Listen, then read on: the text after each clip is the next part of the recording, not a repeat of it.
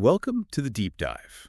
We sift through the noise to bring you the insights that matter. Today we're digging into a name you almost certainly know, Del Monte. Yeah, a household name for sure. Exactly. When you hear Del Monte, what pops into your head? Maybe canned green beans, peaches, that famous shield logo. It's been a fixture in American kitchens for, well, ages. It really has. It Yeah. feels like part of the landscape. Which makes the news we're talking about today pretty surprising, actually. Monte Foods, specifically the U.S. canned goods side, filed for Chapter 11 bankruptcy protection. That was July 1st, 2025. July 1st. That date really stands out. It's a huge moment for such a recognizable American brand. And, when a company with that kind of history gets into trouble, it's never just one thing, is it? No, never that simple. So, our deep dive today is all about peeling back those layers. We want to understand the complex mix of things, old financial decisions, big shifts in the market, even those wider economic pressures that led to this point. Think of this as your shortcut to figuring out how this century-old giant ended up here. It's a fascinating story, really. A case study in how even a brand with deep roots and, massive name recognition can get tangled up by forces both inside and out. Okay, so let's start with those roots, because the Del Monte story goes way back, right? Yeah. Late 19th century California canning industry. And the detail I found surprising was that the name Del Monte, it didn't start with fruit at all. That's right, no. It actually started in the 1880s. It was for a premium coffee blend made for the Hotel Del Monte, a fancy resort. Huh, coffee first. Yeah. It wasn't until 1892 that they slapped the name onto canned peaches. But they definitely knew they had something with that premium feel. And then they started consolidating. Pretty quickly. By 1898, you get the California Fruit Canners Association, or CFCA. That was a merger of 18 different companies. A big move. 18 companies, Yeah. wow. And then in 1909, they introduced that iconic Del Monte shield. You know, the one, the red shield, the fancy lettering. That was specifically for their top-tier products. It became a symbol of quality pretty fast. Okay, so CFCA, then comes CalPac. Exactly. The next big step was 1916. Another huge merger creates the California Packing Corporation, CalPac. And these guys were serious, vertically integrated. They controlled everything from, the farms to the packing plants to the sales broker. Total control. And then you had to market it, too, apparently. We saw mentions of a big ad campaign in 1917. Oh, yeah, that was groundbreaking. A full-page ad in the Saturday Evening Post basically just said, California's finest fruits and vegetables are packed under the Del Monte brand. Simple, direct, probably huge for getting that name out nationwide. Must have been. And they kept adding things, like Well, drinks and snacks. They did. They diversified. 1956, they brought out that pineapple grapefruit drink. Later on, things like pudding cups came along, stuff people might remember. And eventually, in 1967, they just embraced the name everyone knew and eventually became the Del Monte Corporation. Okay, history covered, but now we had something really crucial, something that seems to confuse people, and it's key to this bankruptcy story. The big split. Yes, absolutely critical. This Chapter 11 filing we're talking about, it only affects Del Monte Foods. That's the U.S. business doing canned goods, Contadina, Joyba, bubble tea, broths, that kind of thing. There's a whole other company, right? Totally separate. Fresh Del Monte Produce NV. They handle the fresh stuff, pineapples, bananas, avocados, globally. That company was spun off way back in 1989, rebranded 93, and it's doing okay, often profitable, stable. It's not involved in this bankruptcy at all. So 2 Del Montes. And the one in trouble is the canned goods one. Precisely. And you see, over time, Del Monte Foods really narrowed its focus onto those signature canned products. That strategy, maybe it made sense once, but it left them really vulnerable when people started wanting different things. Less flexible. Exactly. And for us as consumers, that name Del Monte probably got kind of stuck on the canned stuff in our minds, maybe overshadowing the fresh side a bit. So just to be super clear, fresh Del Monte produce, not bankrupt, Del Monte Foods. That's our story today. Got it. Okay, so with that history and the crucial split understood, let's dive into the money side. Because that's where things really started to go sideways for Del Monte Foods. Leverage, debt. Yeah, this is where the weight comes in. The big turning point seems to be that 2011 leveraged buyout, an LBO. KKR and some partners bought Del Monte Foods for, $5.3 billion? That's the number. And the key part of an LBO is the L leverage. That deal immediately loaded the company up with a ton of debt, over $4 billion, combining existing debt and new loans and notes. $4 billion. Just poof. added to the balance sheet. Pretty much. And that instantly handcuffed them financially. Suddenly there's way less money for, developing new products, investing in marketing, changing with the times. But there was some controversy around that deal, too. Something about Barclays. There was. Questions were raised about Barclays, one of the banks involved. An appearance of conflict was the phrase used. The suggestion was it might have dampened price competition during the sale, potentially meaning KKR got it for less, but saddled with maybe more debt than it should have. It adds another layer to that initial debt button. Okay, so they're already struggling under this huge pile of debt from 2011. You'd think they'd be super cautious. I would think. But then, just 3 years later, 2014, another huge deal. Del Monte Pacific Limited DMPL, based in the Philippines, buys Del Monte Foods for $1.675 billion. And again, heavily financed with debt. Our sources called this DMPL's catastrophic gamble. Their total exposure hit something like $748 million, which was apparently almost 9 times their own market value at the time. 9 times. What were they thinking? How does a company already buried in debt take on even more? That is the big question, isn't it? It looks like DMPL saw a chance to grab a famous American brand, maybe aiming for global growth. Perhaps they underestimated just how shaky that core U.S. canned goods business was becoming. So they just layered more debt on top of the old debt. Essentially, yes. And the combined effect of these two big debt-fueled buyouts was, well, predictable. Their annual interest payments just exploded. By 2025, they were paying out $125 million a year just in interest. Wow, $125 million. Yeah, nearly double what it was just 5 years earlier in 2020. And that's cash that just vanishes. It's not going into making better products or running the business. It's just servicing the debt, a constant drain. So things are getting tight. Desperate, maybe. Because then we see some creative financial moves. Right. Like in August 2024. Right. They tried what's called a liability management exchange, or LME, basically trying to shuffle debt around. They managed to raise $240 million in new debt through it. But it wasn't enough. Clearly not. And worse, it immediately ticked off some of the existing lenders, the left-behind lenders, they were called. They sued, claiming this LME deal unfairly moved assets away from them. So the attempt to fix the debt problem created another problem. Pretty much. And the weirdest part, when they settled that lawsuit around April or May 2025, the settlement actually increased their annual interest payments by another $4 million. They got more expensive. Paradoxically, yes. And then the very next month, June 2025, DMPL actually skipped a payment related to that settlement.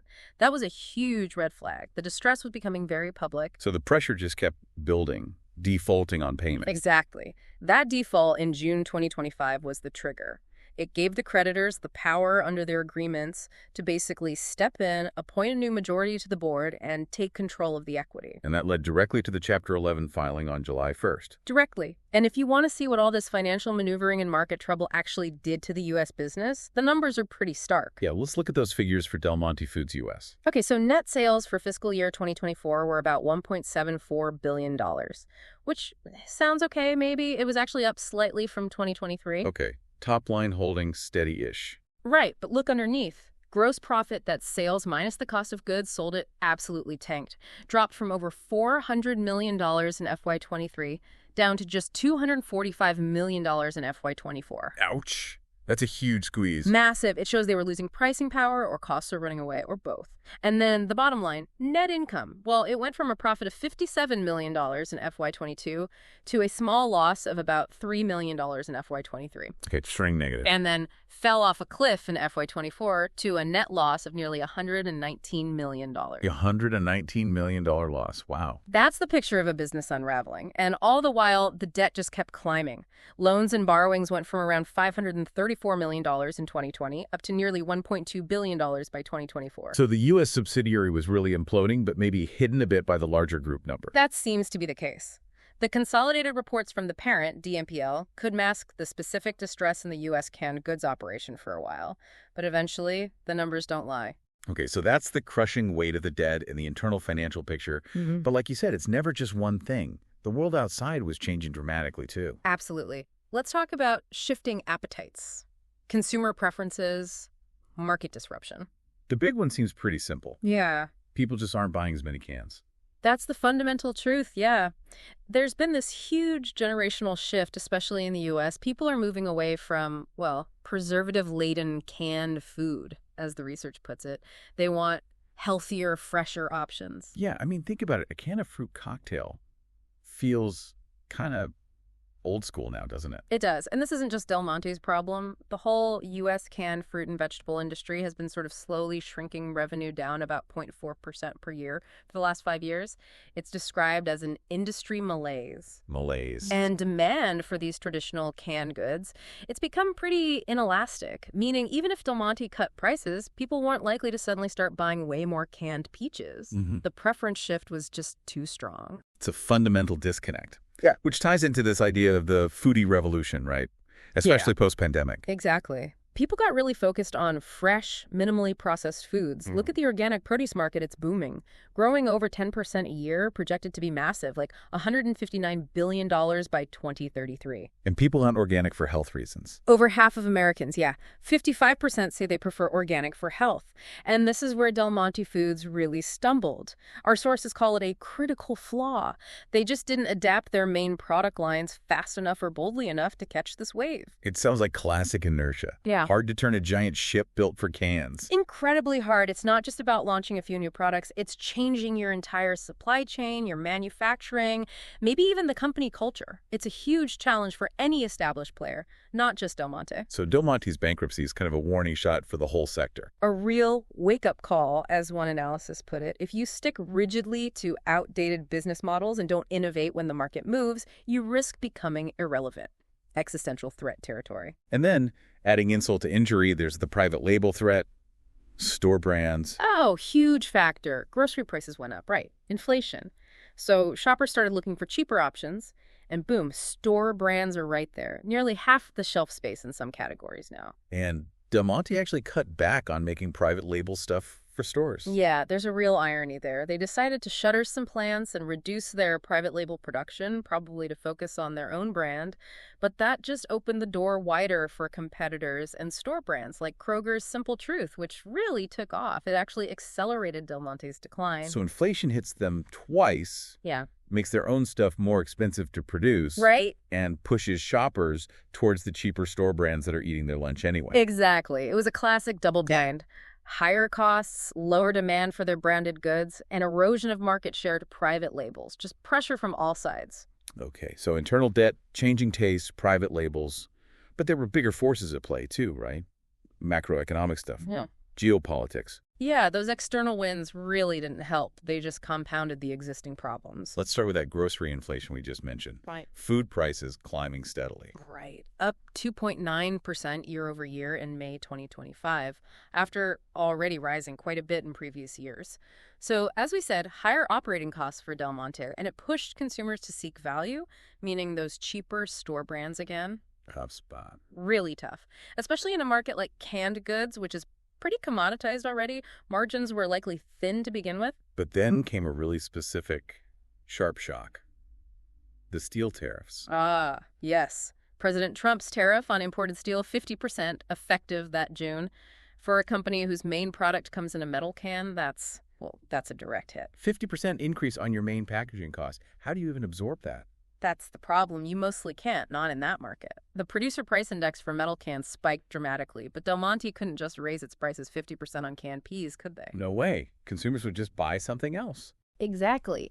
The consumer price index for processed fruits and vegetables only went up moderately. So Del Monte had to eat most of that cost increase. It just crushed their already thin margins. It wasn't just another headwind. It was like a targeted missile because of their reliance on steel cans. And this was on top of all the other general industry challenges. Right. The whole food sector was dealing with, elevated food costs, labor shortages, changing consumer habits, tariffs. We also saw notes about specific issues for Del Monte in 2024, like rising labor costs and ingredient shortages. It just sounds relentless. It often is. Corporate failure isn't usually one big bang. It's often death by 1,000 cuts. A relentless series of interconnected problems weakening the company until it just can't stand anymore. Which brings us right back to the Chapter 11 filing itself. The company is framing it as a strategic move. That's the official line. Del Monte Foods Corporation 2 Inc. filed in the U.S. Bankruptcy Court in New Jersey, July 1st, 2025. They listed assets and liabilities somewhere between $1 billion and $10 billion. Huge range. And potentially 10,000 to 25,000 creditors. Wow, that many creditors. Yeah, it affects a lot of suppliers and partners. The CEO, Greg Longstreet, called it a strategic step forward. But to even take that step, they needed cash, right, to keep operating. Absolutely critical. They secured what's called debtor in possession financing, or DIP financing, $912.5 million in total, which includes $165 million in brand new money. That cash is essential to keep the lights on day to day, pay employees, pay the growers, especially during the crucial pack season when crops are harvested, and keep supplying customers during the bankruptcy process. And the plan is to sell the business. That's the core of it. The filing is tied to a restructuring support agreement, an RSA. This basically sets up a formal process to sell a company as a going concern. They'll look for the highest or best offer for pretty much all the assets. So calling it a strategic step forward is maybe putting a positive spin on it. It's PR, essentially. While bankruptcy can be strategic, in this case, it looks much more like a forced strategic pivot. They ran out of road. Bankruptcy provides the legal framework to shed that unbearable debt and hopefully find a new owner who can make it work, something that would be incredibly difficult outside of court protection. It's about survival, really. And one last crucial detail about the filing. They were careful about which parts of the business were included, weren't they? Very careful. They strategically ring-fenced it. Only the U.S. entity, Monte Foods, is in Chapter 11. The non-U.S. subsidiaries, the operations in Asia and elsewhere under Del Monte Pacific, are explicitly excluded. And those are doing better? Apparently, yes. The sources say those Asian and other international businesses continue to perform well. So this ring fencing protects those healthier assets from getting dragged into the U.S. bankruptcy mess and protects them from claims by U.S. creditors. It shows a big difference in performance geographically. Okay, so that brings us full circle. The whole complex story behind the Del Monte Foods bankruptcy, it really was a perfect storm, wasn't it? It seems that way. You had the unsustainable debt piled on by those LBOs just sucking the lifeblood out of the company. Right. Then the ground shifted underneath them, that massive generational change in what consumers wanted to eat, moving away from their core canned goods. A fundamental market shift they couldn't pivot away from fast enough. The classic innovator's dilemma playing out. And then just layered on top, those external pressures, inflation, the killer steel tariffs, exacerbating everything. Exactly. The debt made them fragile, the market changes undermined their core business, and the external shocks just pushed them over the edge. A stark reminder, really. It really is. And it leaves us with a big question, maybe for you, our listener, to think about. How does a brand like Del Monte, woven into American life for over a century, become a casualty like this? What does it signal for other old-school legacy brands? Maybe ones clinging to business models that don't quite fit anymore. And maybe, just maybe, what does your own grocery cart say about where the food industry is heading?